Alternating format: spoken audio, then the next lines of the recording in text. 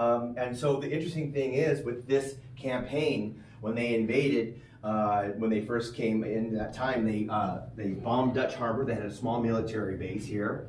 They were going to attack Kodiak Island as well, but fog stopped them from invading that or bombing that. After they bombed those, at the same time they invaded this. Now, years after the war, it was revealed that they had decoded the Japanese communications, and they knew that they were coming north to invade, but they let them invade because at the same time period they were going to invade Midway, in the Midway Islands, in that campaign there. So they were going to try to draw the American fleet north, and then they were going to invade in Midway.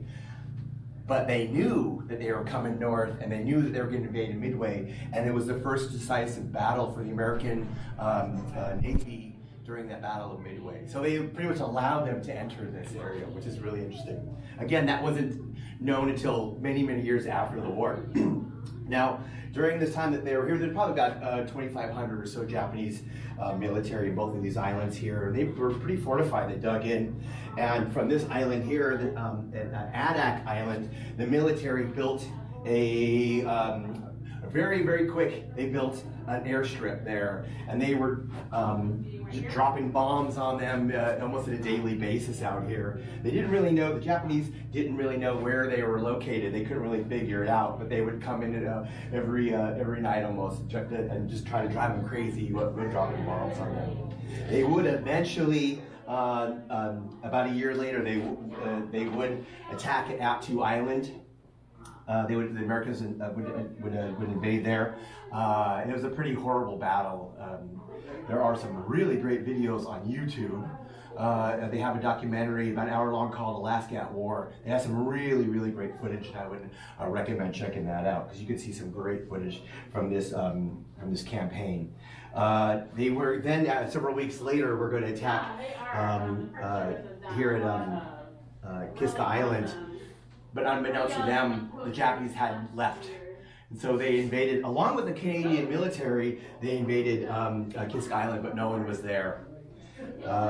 So that brings us to back where we are, where we're standing right now. And we're standing on the Campbell Tract. And about a month after this invasion, they decided to build several secret military bases, part of Fort Richardson that's here in Anchorage, that were in the middle of nowhere. There would be like garrison military airstrips around, and this is one of them. So this was built in 1942 and was closed down at about 1944, towards the end of the war. And the military had it until about 1971, when the Bureau of Land Management took it over at that time. And then they had the airstrip that's here. We'll go visit that in a moment. During that time in the 70s, the smoke jumpers. So these are the guys that trained to jump in out of airplanes and put out fires, and so that's what it was during that time period. And then shortly after, they built the field offices at the other end. In 1996, the Science Center was built here on this land. So, with that in mind, I'm going to take you out and show you some of the relics that left over from the secret military base. And I want to show you a couple personal items first that we found over the years here on the Campbell Tract. Like, this is one of my favorites. This is like a personal item of a bowl that was found here. And so you can see that it's quite different from the bowls we see today, as it's metal with like a porcelain cover. It was before they had plastic, you know. So we do find bullet casings, as they were training a lot out here as well. And then during the smoke jumper time period out here, we find these weird things in the woods, and this is like a smoke flare. So they would drop these out of the airplane so they can kind of see which way the wind was going, and they'd kind of jump towards the smoke flares that they'd have there. So just some interesting things that we do indeed find out here. And of course, this is an archaeological site, so we're not allowed to take anything from here. And that's something really important to that we stress to the public. Okay, with that in mind, we're gonna get ready to go outside, and we'll go on a hike. Okay. But this parking lot was one of the airplane parking pads, and after the attack of Pearl Harbor, they realized, well, they probably shouldn't park all the planes in one place, And so there's parking paths all throughout this area. Some are used, like this one here. We're now using as a parking lot. Some we're trying to revegetate. The moose really love all the yummy plants and trees inside these areas that are growing. So we had to fence them off to try to keep the moose out. And then another one we'll visit is in the exact shape it was 80 years ago. And so we'll visit that in a little bit. But you can see this road right here where the gate goes. This is one of the original taxiways over to this airstrip. So the type of planes that were flying out of here during the Aleutian campaign to protect the mainland, because they were concerned that the Japanese were going to make their way west and head on right on down the west coast. It was a big issue, and so this is the reason why this military base is here. But these P-38s are kind of this is an example of the planes that flew out of this for this Aleutian campaign. And then we also have the Bell here, a P-39 fighter plane, and the Curtiss Warhawk, the P-40 here. So these are the 4 type of planes that we know about that were flying in out of this airstrip here, at this airfield. All right. So we're gonna walk on up this this old taxiway here, and I have some really great things I'm excited to show. You see right here, it goes along this area where all these were like gunnery areas here. So they were protecting and fortifying this airstrip. And so this is what 80 years of growth looks like in these man-made trenches, and they go all along this area right here. So this is part of the relic that we see, part of this military base here. And we'll continue ahead down up this road here. So here's the original airstrip here. This took about 6 months to build as the Army Corps of Engineers came in here and clear cut this whole area here. It's the middle of the wilderness during those times. Now the city has grown right up against this area, but in 1942 this was the wilderness. And so they built this airstrip here. It's about 7,000 yards long, almost about a mile. And it's semi-active to this day. The BLM uses it sometimes to bring in and out supplies, and the smoke jumper people, they train here as well. So the smoke jumpers are the people that jump out of airplanes to put out forest fires and such. And so we do see them here sometimes in the summer. But nonetheless, you can see we do indeed have maintained this over the years to be an active airfield here. Again, here I'll just show you.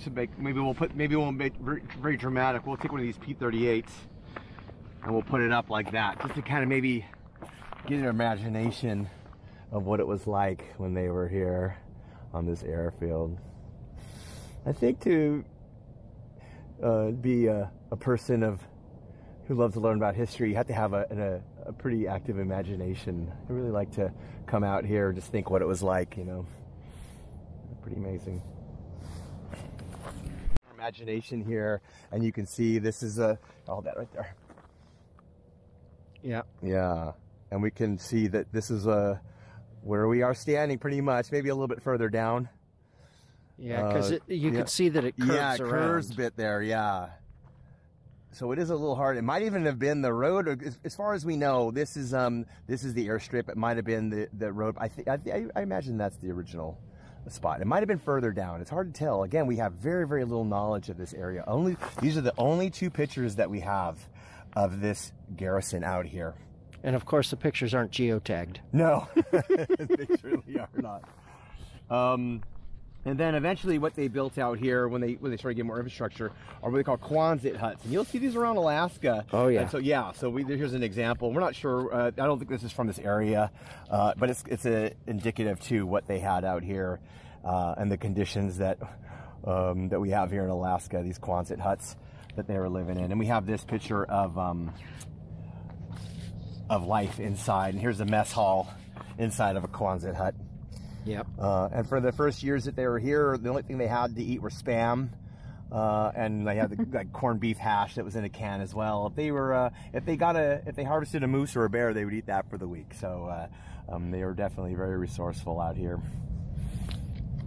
And so what I'm going to take you, there are some we're going to cut through here and go up and around, and they built a really interesting hill, and the infrastructure that was built here is right over here, and there still are some of the foundations left over here, so I'll take you there next, okay?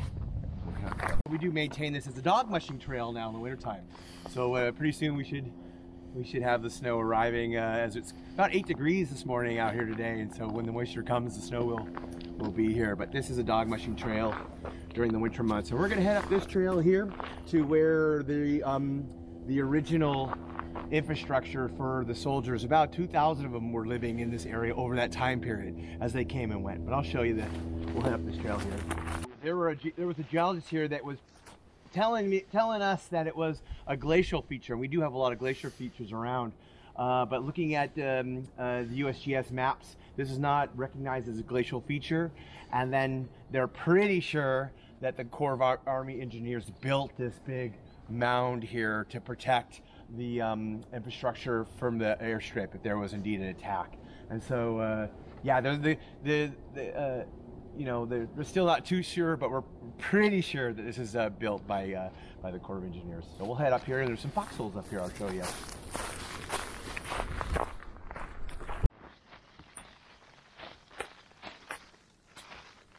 Yeah, so these are some of the relic foxholes that, of course, it used to be a lot deeper. It has collapsed a bit over the decades, but this is a relic from that time period. This was all clear cut, and with their guns pointed towards the airstrip, which is just through the woods over here, just not even 50 yards from here where we're standing. There's several more. We'll go check those out here in a bit. A latrine here, or an outhouse of some sort. We just kind of find a lot of these small random holes all over the place, and we're not 100% sure what they are, but we can kind of make some guesses, I think, on some of these along here. But yeah, maybe a latrine. Yeah, probably don't want to dig in it. No, yeah, don't even. So here is one of our very defined foxholes here. I'm curious what was here. I wonder if they just had a gunnery armament facing this way. The airstrip is right through here. Of course, the trees have grown so much you can't see the airstrip any longer. But here's a very, very well-defined one that's left behind. 80 years ago it was here, so pretty amazing. I would guess that this area was probably like ammo storage. Sure, yeah. Yeah, could very well been. Because you don't want your live ammo where your hot rounds are going to be landing on it. Sure. You can end up with cook-off. Yep. And I'll show you. Yeah, I have a map that shows some of the where some of that stuff was stored, and it's just below us over here as well. There's other places I'll show you in just a moment. So it looks like this might have been the mess hall. And you can see the foundation here, and you can see over here. You can see old pipes and such that they were probably draining stuff from. The creek is right through the woods here, so we're pretty sure that this was the mess hall area here. But you can really see, yeah, what's left of. Yeah, that's of this foundation here. Yep, still here. Very well defined. Yep, still. Yeah, very well defined. You can see it here as well, back over here. It's interesting because it looks like, you know, you've got your foundation, but then you've got an interior foundation. Right. That maybe that was for, if this was a mess hall, that could be like where the sinks and things were. So you can kind of see this map right here. And so we were walking, this is where we came down. We came from this direction actually. And we went up and around this way, and we're coming around here now. And so, yeah, we're kind of, I assume that's this right here. So this is the mess hall. It's kind of the biggest one that we see here. There's another one on the other side here that I think it may be one of these ones, like a storage house, like a storehouse where they would, perhaps, we'll see. I'll go show you. We'll get your opinion, what you think it might be, because this is all we know. We don't really know much more than this, so, no. Perhaps this was a storage area. I do see pipes here, so I'm not too sure. You can see, some of the foundation. Yeah, maybe look at something was bolted to this. Makes you wonder so they had like, of course they removed everything, but it looks like something was bolted into that. And then right on the other side of it, you see the pipes coming out, but you've also got a defensive position. Yeah. Yeah, it's interesting, isn't it? I really don't know. I mean, according to this, I mean, it could, this is the last one that we see, and it says it as a storehouse. but you know, I really don't know. Yep. Right through the woods here, so this is that man-made mound. You can really get an idea how big it is. And again, was this an force against the an air invasion, where this is where the infrastructure for the military was. So yeah, quite a lot of earth moved to build that, I would imagine. And we think that we were talking a little bit more about this, and we think this might have been a pump house. So this kind of looks like a well pipe, and perhaps this vaulted area here was a motor pump or something here. So we're, you know, we don't have any information really. So a lot of times we're just kind of assuming and guessing. So, you know. So this was the original road that they took. This is a Jeep trail that they accessed from the military base, Richard through the woods to the airstrip. You can see that the rope's going to be here, but we've blocked it off, and we're trying to grow it back as we're diverting traffic to the left there. And that picture of the gentleman at the guard station would be probably across where the road is here, the parking lot. Yeah. This direction. So where again, it curves around. We'll kind of hold that up to get just a little bit of our imagination, but this road was where the access point. Of course, now the access point, this is one access point, and we have the other access points here as well. But that original road, it's just a hiking trail now across the creek. And of course, the bridge we're standing on was just some logs across the bottom here. I'm sure they've probably built something a little bit better, but this is somewhat new, this foot bridge here. Yeah, we kind of made a loop here, so the airstrip's right here, right through here. This is one of those taxiways again. But this is one of the original parking pads that we haven't done anything to. So we haven't cleared it to make another parking lot. We haven't built fences around it to protect it from the moose grazing. But come on through here. So this is what 80 years worth of afforestation looks like on a compacted surface. And with the moose browsing all the time. So these trees that we see here, this tree could be 80 years old, but the moose keep browsing it, so it never gets to grow. So this looks like a birch tree, and it just can't grow. And you can see this out here as well. And we'll walk across here. This is this old airplane parking pad that just can't grow any bigger than this with the moose visiting. I know I saw a couple of moose as I was leaving this morning.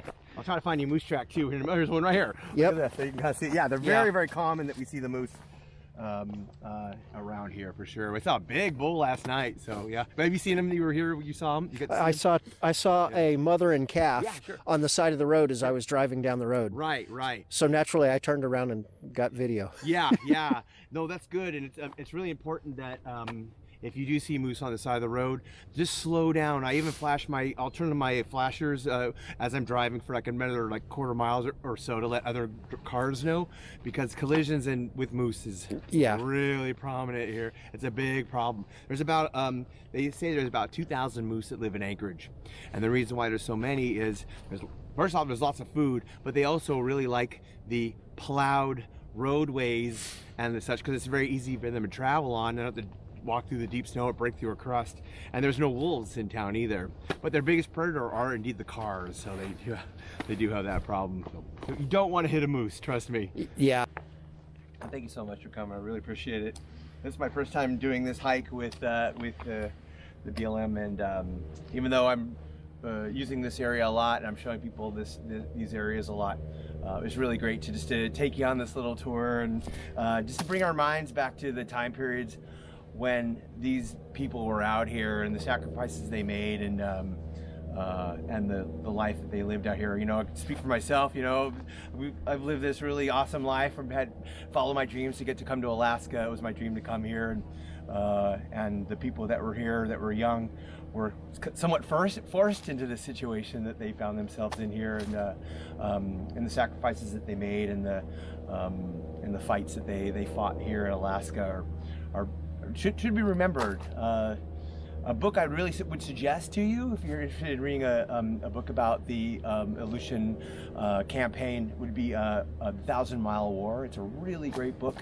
There is some YouTube footage of the campaign, even though we have no footage from this secret military base here out at Campbell Creek. We only had those 2 pictures. Very little information was left behind from that time period, but nonetheless, we can bring our minds, I feel, to this time period just for a moment and remember the people that were out here 80 years ago. They were here, so pretty impressive. So, thank you so much for coming. I appreciate it, and I hope I see you. Brad, I hope I see you again in the summer. Thank you. And when